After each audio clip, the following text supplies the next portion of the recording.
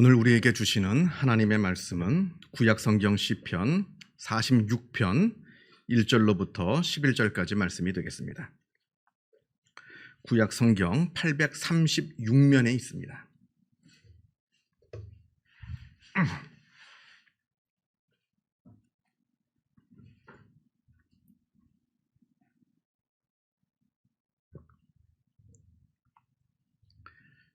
시편 46편 1절로부터 11절까지 말씀을 봉독합니다. 이 계시의 말씀을 봉독할 때에 살아계신 하나님의 음성을 다 함께 들으실 수 있기를 바랍니다. 하나님은 우리의 피난처시요 힘이시니 환난 중에 만날 큰 도움이시라. 그러므로 땅이 변하든지 산이 흔들려 바다 가운데 빠지든지 바닷물이 솟아나고 뛰놀든지 그것이 넘침으로 산이 흔들릴지라도 우리는 두려워하지 아니하리로다. 한 시내가 있어 나뉘어 흘러 하나님의 성 곧 지존하신 이의 성소를 기쁘게 하도다. 하나님이 그 성 중에 계심에 성이 흔들리지 아니할 것이라. 새벽에 하나님이 도우시리로다. 문나라가 떠들며 왕국이 흔들렸더니 그가 소리를 내심에 땅이 녹았도다. 만군의 여호와께서 우리와 함께 하시니 야곱의 하나님은 우리의 피난처시로다. 와서 여호와의 행적을 볼지어다. 그가 땅을 황무지로 만드셨도다. 그가 땅 끝까지 전쟁을 쉬게 하시며 활을 꺾고 창을 끊으며 수레를 불사르시는도다. 이르시기를 너희는 가만히 있어 내가 하나님 됨을 알지어다. 내가 문나라 중에서 높임을 받으리라. 내가 세계 중에서 높임을 받으리라 하시도다. 만군의 여호와께서 우리와 함께 하시니 야곱의 하나님은 우리의 피난처시로다. 아멘. 심리학 용어 중에서 공포증이라는 것이 있습니다. 공포증. 사실은 별것도 아닌데 이상하게 마음속으로는 두려움과 공포를 느끼게 되는 그것을 말합니다. 예를 들면 개나 고양이나 무슨 벌레나 그런 동물들에 대해서, 아니면 엘리베이터나 비행기나 지하철이나 그런 공간에 대해서, 아니면 바늘이나 칼 같은 그런 사물에 대해서 무슨 이유인지는 모릅니다. 왜 내가 그것을 무서워하고 내 그것을 보면서 나에게 공포심이 생기는지는 모릅니다. 그런데 이상하게 그것만 보면 알 수 없는데도 그것을 보면 마음에 그 알 수 없는 두려움과 공포심이 생기게 됩니다. 또 그때 그 두려움과 공포심이라고 하는 것도 우리가 보통 일상에서 느끼는, 보통 사람들이 느끼는 그러한 작은 그런 두려움의 그 정도가 아니라 너무나 과도하게 일어나서 도무지 일상적인 생활이 불가능할 정도로 그런 극심한 공포에 사로잡히는 그러한 심리 상태를 공포증이라 합니다. 사실 두려움이라고 하는 것은 우리 모든 인간이 갖고 있는 아주 자연스러운 감정입니다.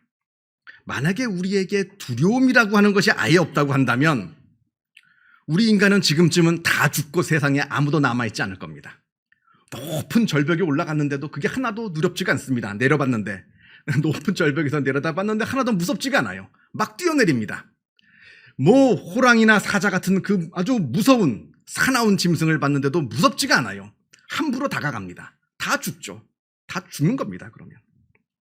그런데 다행히 우리에게 두려움이라고 하는 감정이 있는 덕분에 조심해야 할 것에 조심하고 또 미리 대비해야 할 것에 대비를 잘 해서 지금 우리가, 여러분들이 지금 이렇게 살아있는 겁니다. 자, 그런데 문제는 조금 전에 제가 말씀드린 것처럼 불필요한 공포, 그리고 도무지 이유를 알 수 없는 공포, 그리고 과도한 공포, 이것이 문제가 되는 겁니다.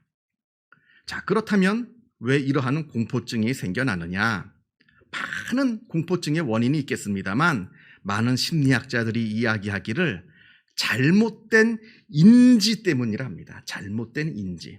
이게 무슨 얘기냐면 애초에 처음서부터 잘못된 생각이 들어왔다는 겁니다. 우리 머릿속에. 예를 들어서 내가 어릴 때 아주 사나운 개가 아주 사납게 짖는 것을 봤습니다. 그리고 또 어떤 사람은 개한테 물린 경험도 있습니다. 이렇게 한번 과거에 부정적인 경험이 하나 생기게 되면 그 다음부터는 실제로는 세상의 모든 개가 다 그렇게 무섭고 세상에 그 모든 개가 다 싸나운 것이 아님에도 불구하고 개들은 다 무섭고 개들은 다 위험하다라고 하는 잘못된 하나의 사고의 틀이 우리의 머릿속에 자리 잡게 됩니다. 그리고 이 사고의 틀이라고 하는 것은 점점 시간이 지나면 지날수록 쌓이고 쌓여서 확고한 신념이 되고요. 그리고 이 신념이라고 하는 것은 점차 시간이 지남에 따라 점점 굳어지고 자라나게 되어서 내 마음과 생각을 완전히 지배하는 그런 무서운 두려움이 되고 마는 겁니다. 자, 그래서 정신과에서 또 심리학에서 이 공포심을 치료할 때 인지치료라고 하는 것을 사용합니다. 쉽게 말하면 생각을 바꿔주는 거예요. 생각을 바꿔주는 겁니다. 예를 들어서 세상의 모든 개는 다 무섭고 위험하다라는 그 잘못된 사고의 틀에서 벗어나게 하기 위해서 개를 객관적으로 관찰하게 합니다. 개를 관찰해 보면 세상에는 무섭지 않은 개도 있구나, 이걸 알게 됩니다. 더 치료를 받으면 아니, 세상에는 무서운 개보다는 착한 개가 더 많구나, 그러면서 자기가 갖고 있던 그 기존의 그 생각들을 바꾸게 되는 겁니다. 그 생각의 틀을 바꾸면서 그 마음의 그 두려움이 치유되고 치료가 되는 겁니다. 그래서 새로운 관점에서, 우리가 지금 세상을 바라보는 관점이 아니라 새로운 관점에서 세상을 바라보게 하는 겁니다. 왜냐하면 세상이라고 하는 것은 우리가 보는 관점에서 다 다르게 보이기 때문에 그러합니다. 똑같은 세상이 있다 할지라도 보는 사람마다 그 세상은 다 다르게 보입니다. 누구는 아름답게, 누구는 위험하게, 누구는 거짓되게, 누구는 진실되게, 똑같은 세상임에도 불구하고 다 다르게 보인다는 겁니다. 이런 이야기가 있습니다. 어느 청년이 한 번도 가보지 못한 길을 이렇게 걸어가고 있습니다. 이 길이 어디로 가는 길인지, 그리고 이 길의 끝에는 무엇이 있는지, 그리고 또 얼마나 더 걸어가야 되는지 알지 못한 채 이 청년은 이 길을 걸어가고 있습니다. 그런데 저 맞은편에서 어떤 소녀 하나가 지금 나에게 다가오고 있습니다. 그래서 이 소녀에게 물어봅니다. 이 길로 쭉 가게 되면 도대체 무엇이 나오느냐, 이렇게 물어봤더니 그 소녀 하는 말이 온통 향기로운 아름다운 꽃밭이 나옵니다, 이렇게 말합니다. 이 말을 듣고 청년이 기분이 좋아서 계속해서 그 길을 걸어가고 있는데 또 다른 사람이 또 나에게 다가오고 있는 겁니다. 그래서 또 묻습니다. 이 길로 쭉 가면 무엇이 나옵니까? 이렇게 물으니까 그 사람 하는 말이 이 길로 쭉 가면 무서운 뱀이 나옵니다, 이럽니다. 두려웠습니다. 청년은 두려웠지만 그래도 길을 계속해서 걸어갑니다. 그러던 중에 이번에 또 어떤 중년의 신사가 또 나에게 다가오는 겁니다. 그래서 또 묻습니다. 이 길의 끝에는 무엇이 있습니까? 물으니까 그 신사 하는 말이 저 끝에 가봐야 아무것도 없습니다, 이럽니다. 누구는 꽃밭이 있다 하고 누구는 뱀이 있다 합니다. 또 누구는 아무것도 없다 합니다. 같은 것을 보고서도 다르게 이야기하는 것이 바로 우리가 살고 있는 이 세상이라고 하는 겁니다. 왜냐하면 이 세상은 보는 관점에 다 다르거든요. 보는 관점에 따라 그 나타나는 것이 다 다르게 보이는 겁니다. 같은 것을 봤음에도 누구는 꽃밭을 보게 됩니다. 같은 것을 봤음에도 누구는 뱀을 봅니다. 같은 것을 봤음에도 누구는 아무것도 못 봤다 합니다. 관점에 따라 그렇다는 겁니다. 자, 그렇다면 이 청년은 그 길의 끝에 도달했을 때 이 청년은 과연 무엇을 볼까요? 마음에 있는 걸 보는 겁니다. 자기 마음에 자리 잡고 있는 것을 보게 되는 겁니다. 이 청년 마음에 꽃밭이 자리 잡고 있으면 꽃밭을 볼 것이고, 이 청년 마음에 뱀이 자리 잡고 있으면 뱀을 볼 것이며, 이 청년 마음 가운데 아무것도 들어있지 못한다면 이 청년은 그 끝에 가봐야 아무것도 보지 못하게 될 겁니다. 중요한 이야기입니다. 우리가 구약 성경 열왕기하 6장에 이런 이야기가 나옵니다. 아람의 군대, 아람이라고 하는 것은 지금의 시리아를 말합니다. 아람의 군대가 북이스라엘의 선지자 엘리야를 체포하기 위해서 밤에 기습적으로 대규모의 군대를 보내서 엘리사가 살고 있는 그 도단이라고 하는 성읍을 완전히 포위합니다. 왜냐하면 좀 전쟁을 하려고 그러면 이 엘리사가 아주 미리 그 전쟁을 내다봐서 막을 때 막고 뭐 어떻게 치고 다 작전을 짜주니까 이 엘리사 때문에 전쟁에서 승리할 수가 없으니까 이 엘리사를 먼저 체포하자. 그러면 우리가 전쟁에 이기겠다 해서 그 야밤에 기습적으로 엘리사를 체포하는 작전이 벌어지게 된 겁니다. 그래서 그 도단이라고 하는 성읍을 완전히 포위했습니다. 그리고 이제 날이 밝으면 이제 기습적으로 그 도단에 쳐들어가서 엘리사를 체포하는 군사 작전이 이제 벌어지게 될 겁니다. 이때 엘리사의 시중을 들고 있는 사환이 아침에 일찍 잠에서 깨서 일어나서 밖을 내다보니까 성 밖에 완전히 엄청나게 많은 이 아람의 군대가 이미 성을 완전히 다 포위해 놓았고, 그리고 이제 당장이라도 이 성 안으로 쳐들어올 준비를 하고 있는 겁니다. 너무나 놀라서 엘리사를 급히 부릅니다. 그러자 엘리사가 사환에게 말합니다. 두려워하지 말라. 우리와 함께한 자가 그들과 함께한 자보다 많으니라. 우리와 함께한 자가 저 밖에 있는 저 아람의 군대보다 더 많다는 겁니다. 아니, 저들은 얼마나 많은 군대가 왔는지 성읍을 한 바퀴 둘러싸고도 남을 정도로 대규모의 군대가 왔고, 이 도단이라고 하는 성읍 안에는 군사 한 명 제대로 없습니다.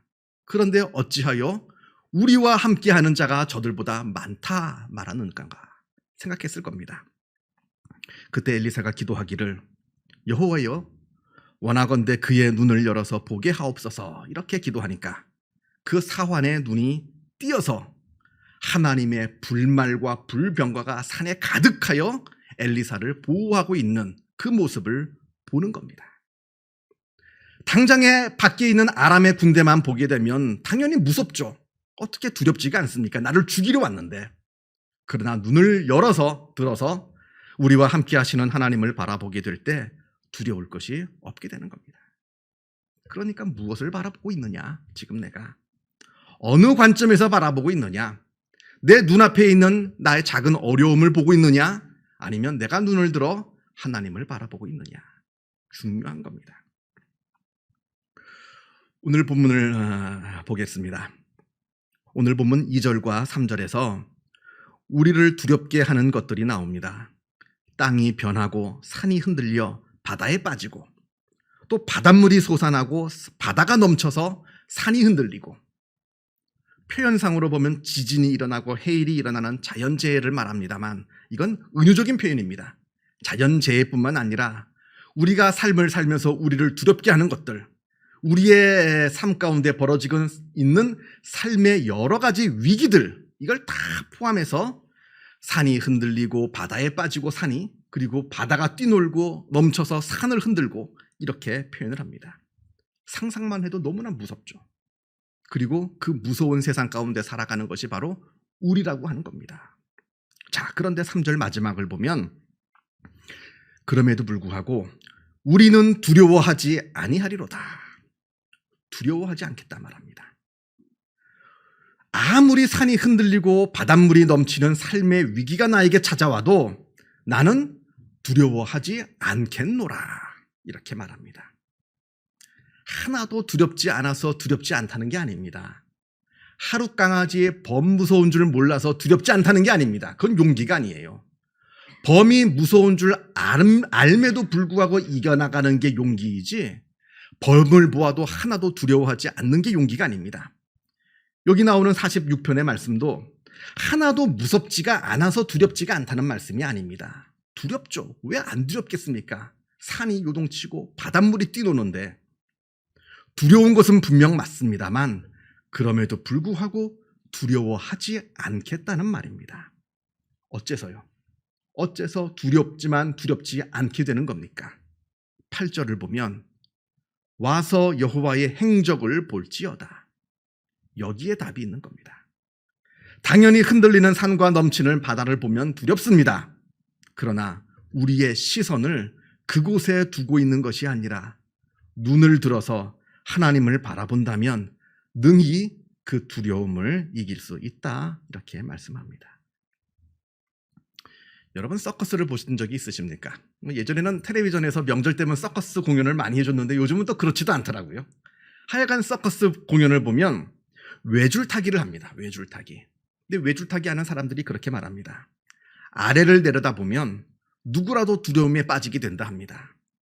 그렇게 일단 아무리 고수의 외줄타기 하는 사람이라 할지라도 일단 처음에 그렇게 두려움에 빠지게 되면 그땐 단 한 발자국도 앞으로 전진할 수가 없다 합니다.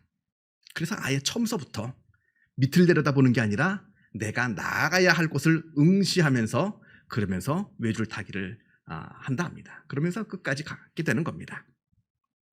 베드로도 마찬가지였죠. 우리가 신약성경 마태복음에 나오는 베드로도 예수님께서 물위를 걸어라 하니까 물위를 걷습니다. 예수님을 똑바로 보고 걷습니다. 그때는 물위를 걸었습니다. 그러다가 풍랑을 바라보는 바람에, 풍랑이 무섭거든요. 바람에 불고 파도가 치고, 그 풍랑을 바라보는 바람에 그만 물에 빠지고 맙니다. 그런데 그 물에 빠지고 있는 그 베드로를 바라보시면서 예수님께서 뭐라고 말씀하시냐면 믿음이 작은 자여 이렇게 말합니다. 너의 믿음이 작도다 이렇게 말씀하시는데, 이때 이 말씀이 중요한 것이 믿음이라고 하는 것은 내가 바라보는 것과 관련이 있기 때문에 예수님께서 믿음이 작은 자여 이렇게 말씀하신 겁니다. 예수님을 바라볼 때는 베드로가 믿음이 있었습니다. 예수님을 바라보지 못하고 물을 바라보니까 그때 믿음이 사라지게 된 겁니다. 그래서 나의 믿음이라고 하는 것은 무엇을 바라보고 있느냐, 이것과 밀접한 관계가 있다는 겁니다. 자, 오늘 본문으로 다시 와서요. 10절 말씀에 너희는 가만히 있어 내가 하나님됨을 알지어다 이렇게 말씀합니다. 가만히 있으라 합니다. 이 말은 아무것도 하지 말고 그저 무기력하게 있으란 말이 아닙니다. 이 말의 뜻은 하나님만을 바라보고 하나님만을 의지하라는 뜻입니다. 산이 흔들리고 바다가 요동치는 이 삶의 위기 앞에서 그것에 당황하여서 이것저것 다 쳐다보고 이것저것 다 붙잡지 말고 하나님만 바라봐라. 하나님만 붙잡으라. 이것을 표현하는 겁니다. 가만히 있으란 표현은 무기력하게 있으라는 얘기가 아니라 다른 것 때문에 다른 것 바라보고 정신 빼앗기지 말고 하나님만 바라보고 하나님만 붙잡으라. 우리 속담에 물에 빠지면 지푸라기라도 붙잡는다 하지 않습니까? 그깟 지푸라기 붙잡는다고 삽니까? 아무 도움되지 않습니다. 그깟 지푸라기에 잡는다고 사는 거 아닙니다. 그 지푸라기 붙잡느라 마음도 빼앗기고 그 정신도 빼앗기고 그래서는 살 수가 없다는 거예요. 아무리 급해도 아무리 다급하여도 진짜 나를 구해줄 것을 바라보고 진짜 나를 구해줄 것을 붙잡아야죠. 아무거나 붙잡고 아무거나 쳐다본다고 되는 게 아니라는 말입니다. 삶의 위기 앞에서 먼저 하나님을 바라보고 먼저 하나님을 붙잡으라. 그게 너는 잠잠히 가만히 있어 내 하나님됨을 알지어라. 이 말씀이 되는 겁니다. 하나님만 바라보라 말씀합니다. 제가 앞에서 잘못된 인지에 대해서 말씀을 드렸습니다. 부정적인 경험 하나가 잘못된 사고의 틀을 만들고 이 잘못된 사고의 틀이 자라나서 잘못된 신념을 만들고 이 잘못된 신념이 우리들의 생각과 마음을 사로잡아서 공포가 된다 말씀을 드렸습니다. 이것을 달리 말하면, 반대로 이야기하면 긍정적인 경험 하나가 우리에게 좋은 사고의 틀을 만들고요.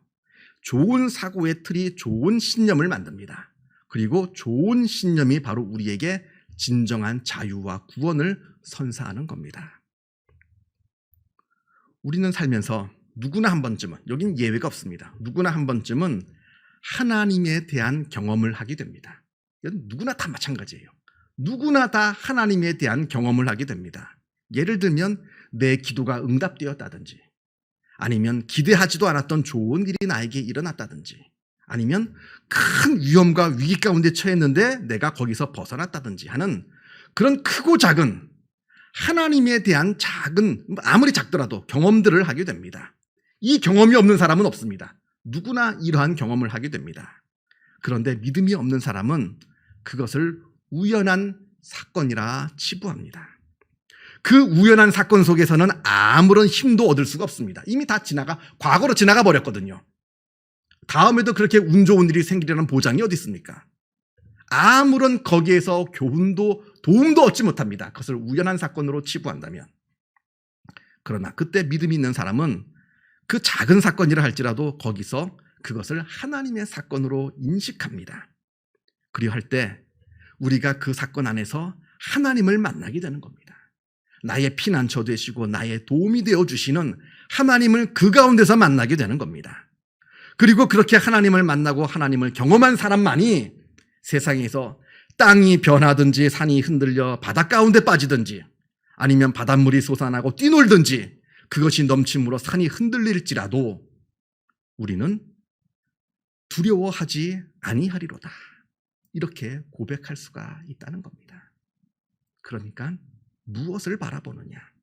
누구를 바라보느냐? 나는 어떠한 관점에서 세상을 살아가느냐? 이것을 우리가 깊이 생각해 보아야 한다는 이야기입니다. 기도하겠습니다. 사랑과 은혜가 충만하신 하나님 아버지 감사합니다. 우리가 세상에서 살아가는 동안에 여러 많은 일들을 만납니다. 삶의 위기도 만나고 힘들고 어려운 일을 만나기도 하고 슬픔 가운데 처해 있기도 합니다. 그러나 반대로 동시에 우리가 기쁜 일을 만나고 좋은 일을 만나고 또 흥겨운 일을 만나기도 하고 감사한 일도 만나게 됩니다. 아버지여, 이 모든 삶의 여러 많은 일들 가운데 우리가 하나님을 만나게 하여 주옵소서. 기쁘고 즐거운 일을 만나거든 이것이 하나님께서 하신 일인 줄 알고 하나님께 감사하면서 나아가게 하여 주시고, 힘들고 어려운 일을 만나거든 그 가운데서 역사하시는 하나님의 은혜를 바라보며 하나님께 기도하여 그 모든 일들로부터 우리가 넉넉히 승리하여 하나님을 또한 그 가운데서 만나게 하여 주옵소서. 그리하여 우리가 일생을 살아가는 동안에 하나님을 바라보며 잠잠히 묵묵히 하나님을 바라보며 또한 두려워하지 아니하리로다 고백하는 우리의 삶이 되어질 수 있도록 주님께서 우리들의 마음을 주장하여 주시고 인도하여 주시옵소서. 모든 것 주님께 감사드리오며 이 모든 말씀 우리 주 예수 그리스도 이름으로 기도하옵나이다. 아멘.